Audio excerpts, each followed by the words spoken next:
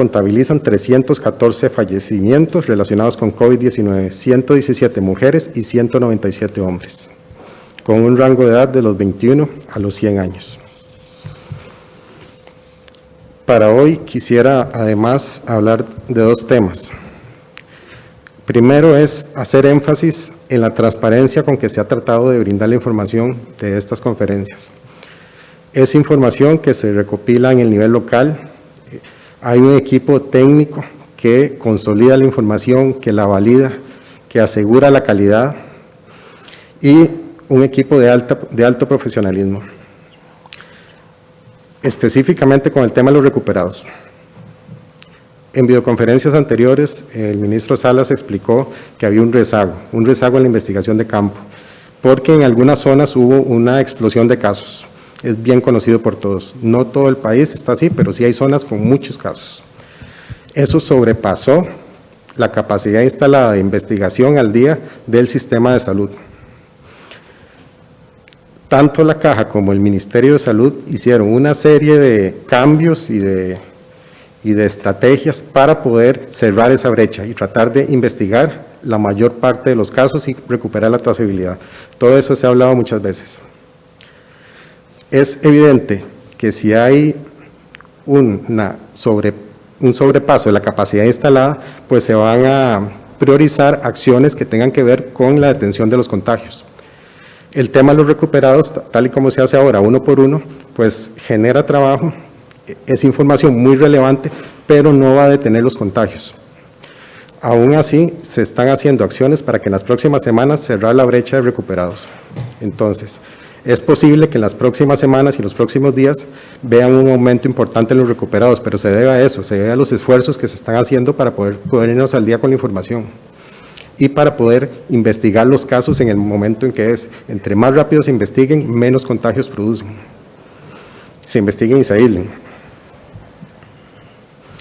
Al 1 de agosto hay un 40% de rezago en recuperados, principalmente están en la Central Sur y en la Central Norte, que son las áreas donde ha habido más casos en las últimas semanas. Y bueno, se trabaja con las regiones para ponernos al día. Entonces es importante que conozcan esa información. Y nuevamente, la información es totalmente transparente, pasa por muchas manos de técnicos que verifican la calidad y están pendientes de que los datos sean fidedignos. El segundo tema del que quiero comentarles, del que quiero hablar, se han recibido 3 denuncias en la región central norte. Las 3 provienen de Poás, de Alajuela, de personas que indican que han recibido llamadas de inescrupulosos que se hacen pasar por funcionarios de salud. Les solicitan llenar un formulario en línea con datos personales y datos financieros y les dicen que es para recibir una ayuda posterior del gobierno, una ayuda económica. Entonces, queremos hacer énfasis en 2 cosas. Uno, el Ministerio de Salud no los va a llamar ni les va a solicitar el llenado de ningún formulario en línea. Segundo, el Ministerio de Salud está haciendo su investigación interna, está recopilando toda la información para proponer la denuncia ante el Ministerio Público. Lo tercero es que el Ministerio de Salud no es el que gestiona las ayudas económicas en estos casos. Entonces, es muy importante que la ciudadanía esté alerta y no brinde información. Si tiene dudas, hay números de teléfono a los que puede contactar para aclarar, pero no brinde información en estos casos. Muchas gracias. A continuación, escucharemos el reporte del ministro de Seguridad Pública, Gobernación y Policía, el señor Michael Soto. Bueno, muy buenas tardes. En esta ocasión quisiéramos informarles sobre el tema de incumplimiento de medidas que son aportadas o recolectadas por el 911. Dicho sea de paso, le agradezco siempre al servicio 911 en el apoyo de esta información.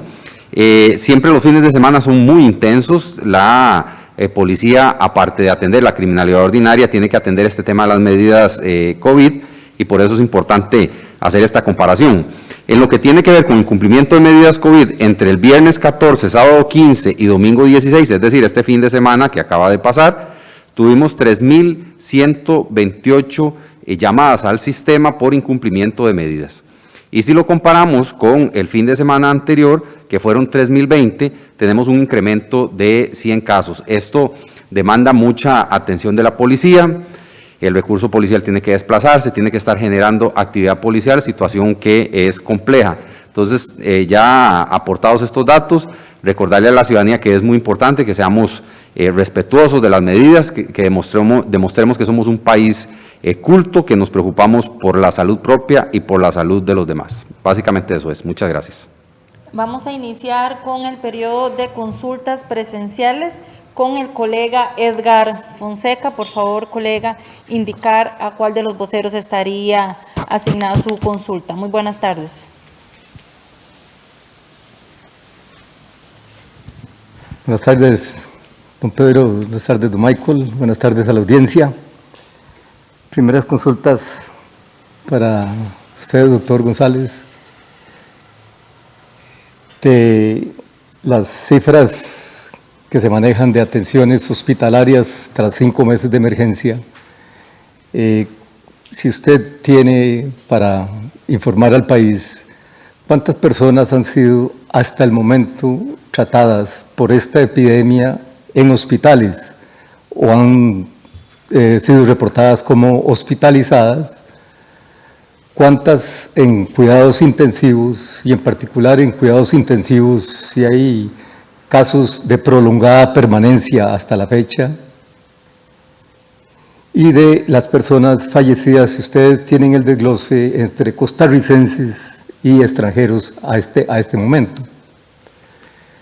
La segunda consulta, doctor, usted participó ayer de una sesión interregional con miras a la posibilidad de la obtención de la vacuna AstraZeneca. ¿Puede explicarle al país cuáles fueron los extremos de esa reunión? ¿Cuáles son los compromisos a que se ata el país al participar en esta propuesta de esta vacuna que impulsan México y Argentina? Y si el país se va a limitar a lo que está ofreciendo CELAC o va a estar viendo las distintas opciones que hay en el mercado de Estados Unidos, China, Rusia, el Reino Unido y hasta Australia, que está anunciando hoy la búsqueda de una vacuna. Para don Michael, de 5 meses de operativos que se cumplen hoy, exactamente con el cierre de fronteras terrestres en el país, ¿cuál es el resumen que usted le hace a la audiencia de cuántos han sido los rechazos que se han dado de inmigrantes hasta el momento y dónde ha sido la mayoría de rechazos que se ha dado, en qué condiciones y cómo sigue en estos momentos? ¿Cuántas empresas han intervenido hasta la fecha dentro de los operativos en el borde fronterizo de empresas que estaban operando irregularmente con contrataciones ilegales y en condiciones sanitarias bastante vulnerables? Y segundo, don Michael, usted acaba de hablar de denuncias en el fin de semana, en este y en el anterior, sobre violaciones a las restricciones sanitarias. Si ustedes llevan un recuento de tras 5 meses, ¿cuántas placas han sido decomisadas? ¿Cuántos vehículos han sido decomisados? ¿Y qué monto ha recuperado el Estado por esos decomisos, por estas confiscaciones? ¿Y cuál es el promedio de devolución o de atraso? Porque hay muchos usuarios reclamando de que el atraso en COSEBI se vuelve prácticamente inmanejable. ¿Cuál es la información que usted maneja al respecto? Muchas gracias. Iniciamos con el ministro ahí de Salud, el doctor Pedro González. Muchísimas gracias. En realidad, sobre la primera pregunta no tengo los datos aquí exactos a mano, que creo que es el número acumulado de pacientes que han sido internados. Creo que tal vez sería mejor en su momento que la caja le dé los números porque es la que los maneja con mayor detalle. Datos que usualmente se manejan son, bueno, estancias promedio en UCI, estancias promedio en hospitalización normal. Eso varía, ha ido variando un poco en el transcurso de la epidemia, ¿verdad? El dato de hospitalizaciones, de cuántos están hospitalizados diariamente, sí se da en las videoconferencias, ¿verdad? Pues ahí tal vez lo que hay que ver con más cuidado es cuánta capacidad instalada adicional se tienen en los servicios de salud antes de que se saturen las camas, ¿verdad? Que es lo que no quisiéramos que pasara. Entonces preferiría que fuera la caja la que le dé la información con detalle. Sobre la segunda pregunta, sí, ayer participé en una reunión de la CELAC, no era una reunión para adquirir compromisos, sino más bien para escuchar la propuesta y para escuchar la oferta que hay. Se creó una comisión de alto nivel para analizar el tema de vacunas. Parte de las vacunas que adquiere el país sería a través del fondo rotatorio de la OPS, sería por ahí, por el mecanismo COVAX que se llama. Se está analizando la posibilidad de que adicionalmente a este mecanismo COVAX se pueda traer alguna opción más de las vacunas que actualmente están analizándose y que están en el mercado y que están en fase 3, ¿verdad?, de investigación, o sea, que están en última fase o una fase muy adelantada de investigación en seres humanos, de prueba en seres humanos, para ya tenerla en el mercado. Entonces, como le digo, hay una comisión de alto nivel donde participa el Ministerio de Salud, la Caja, participa el sector económico y también participa la Cancillería. Estamos haciendo consultas legales y también técnicas para ver cuáles son las mejores opciones en este momento. Sí queda claro de que al no haber finalizado ninguna vacuna con la fase 3, ¿verdad?, hay un elemento de incertidumbre y un elemento de riesgo en eso.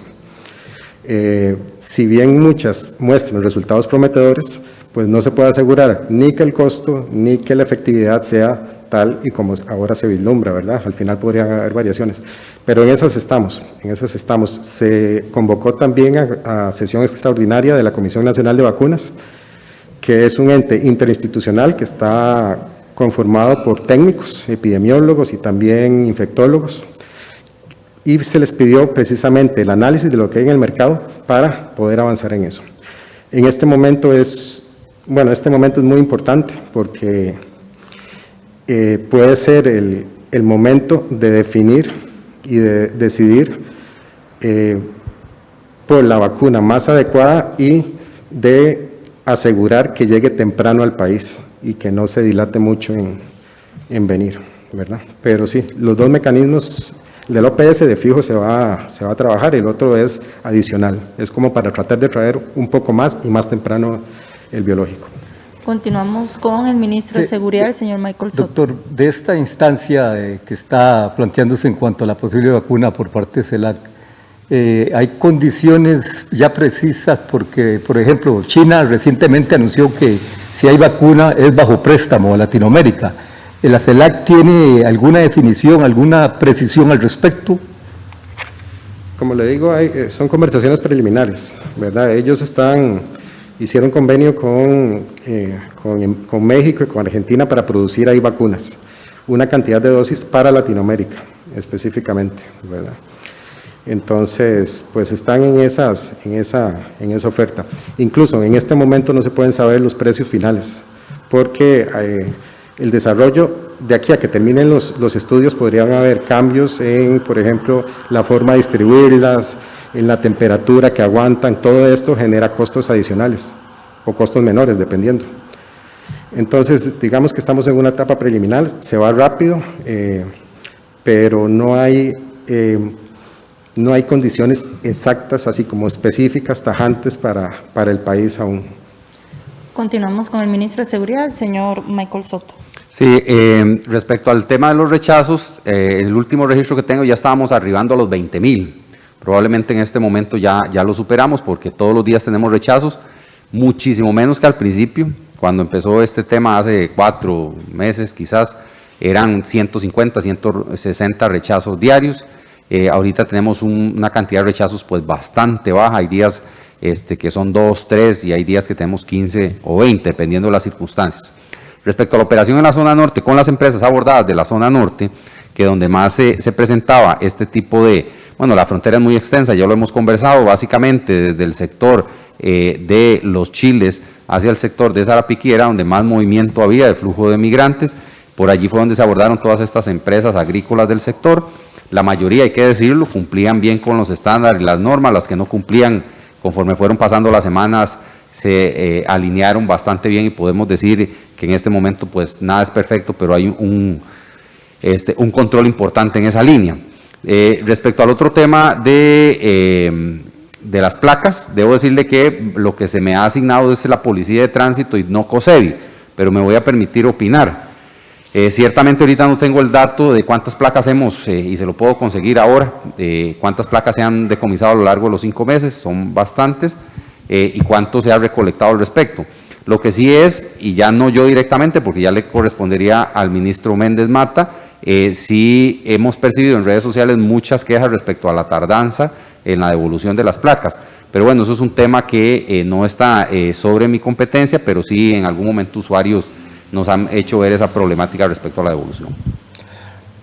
Señor ministro, ¿cuánto ha incidido tras 5 meses de todo este operativo de seguridad extraordinario que ustedes han desarrollado con motivo de la pandemia en la tendencia delincuencial del país? ¿Cuánto ha afectado para bien o para mal, según los datos que usted maneja hasta el día de hoy? Vieras cómo le agradezco la pregunta, porque he visto algunos movimientos en redes sociales al respecto de algunas posiciones.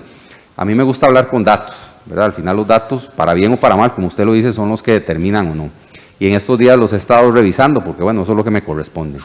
En delitos contra la propiedad, robo de vehículos, asaltos, robo de ganado, robos a viviendas, hurtos, hay una disminución de un 31% en las denuncias formuladas en el OIJ.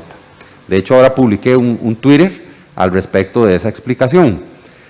Y es una disminución muy significativa. Debo decirle que cuando empezó esta administración, si comparamos el 17 con el 18, bajamos un 2%, del 18 con el 19 bajamos un 8% y ahora un 31%.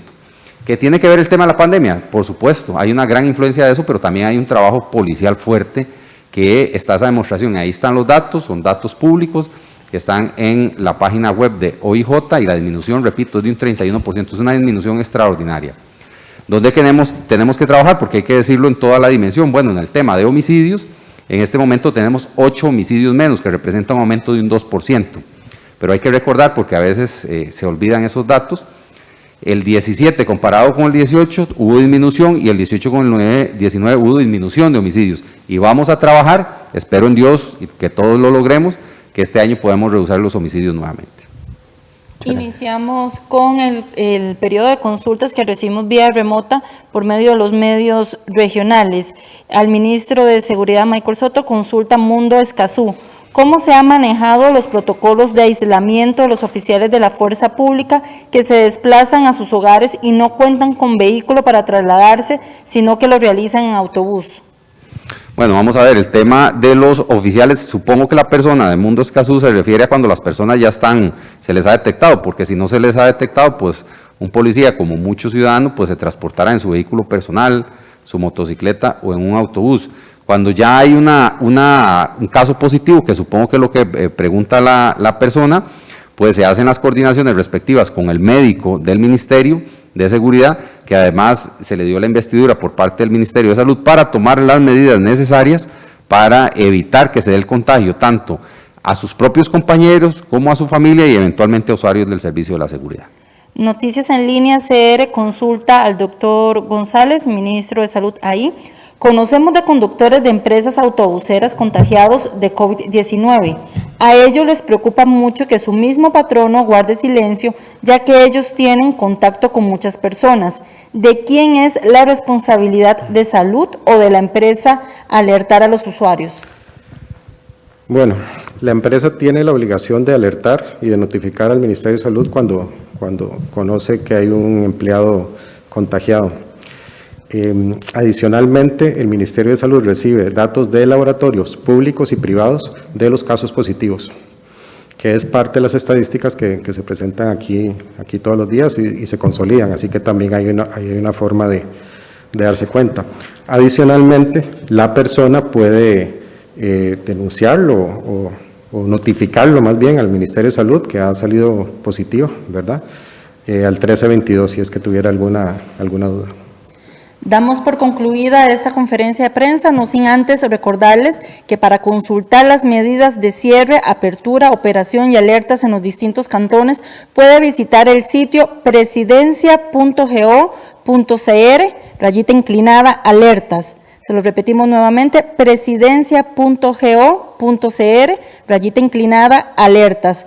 Agradecemos la participación en esta conferencia del ministro de Salud ahí, el doctor Pedro González, y el ministro de Seguridad Pública, Gobernación y Policía, el señor Michael Soto. Gracias por acompañarnos, los esperamos mañana con una nueva actualización. Muy buenas tardes.